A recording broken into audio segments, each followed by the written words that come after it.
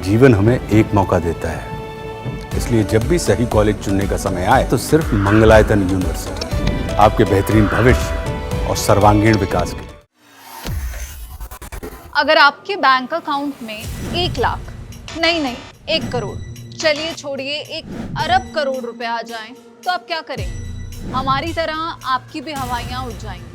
ऐसा ही कुछ हुआ है उत्तर प्रदेश के ग्रेटर नोएडा में रहने वाले एक युवक के साथ। उसके खाते में 1 अरब 13,56,000 करोड़ रुपए आ गए।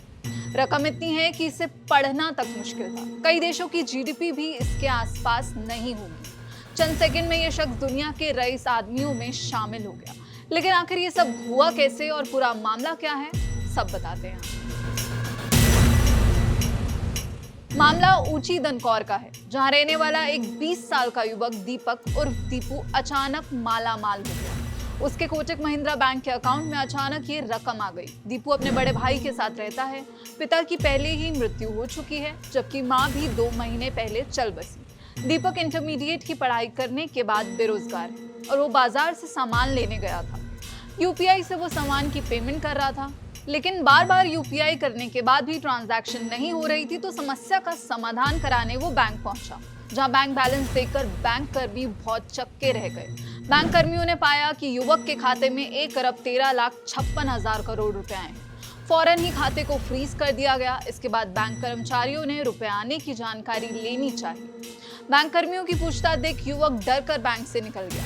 कुछ देर में ही घटना आग की तरह फैल गई। सूचना पर पुलिस युवक को कोतवाली लेकर आई। पूछताछ करने के बाद युवक को छोड़ दिया गया।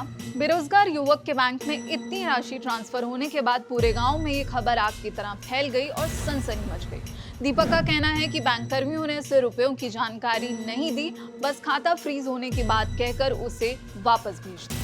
इस मामले में अब पुलिस ने कहा है कि दीपक की मां गायत्री देवी, जिसकी करीब 2 महीने पहले मौत हो चुकी है, ये उसका बैंक अकाउंट था। मृतका के बैंक खाते से लिंक यूपीआई को बेटा यूज कर रहा था और जब वो पेमेंट नहीं कर पा रहा था तो उसने बैंक बैलेंस देखा, जिससे वो दंग रह गया। किसी शख्स के खाते में इतनी बड़ी रकम नहीं आ सकती है, कोई तकनीकी खामी हो सकती है। फिलहाल मामले की जांच जारी है। मामले में आयकर विभाग को भी सूचित कर दिया गया है। वैसे आपको बता दें कि बैंक अधिकारियों ने खाते में ट्रांसफर हुई रकम की जानकारी देने में अभी चुप्पी साधी हुई है और इस पूरे मामले की लगातार जांच जारी है, लेकिन अभी तक इसके पीछे का जो कारण है वो सामने नहीं आया। तो ये जो अटपटी घटना सामने आई है, इस पर आपकी क्या राय है, हमें कमेंट बॉक्स में जरूर बताइएगा। और ऐसी ही देश और विदेश की खबरों के लिए जुड़े रहिए दैनिक जागरण के साथ। नमस्कार।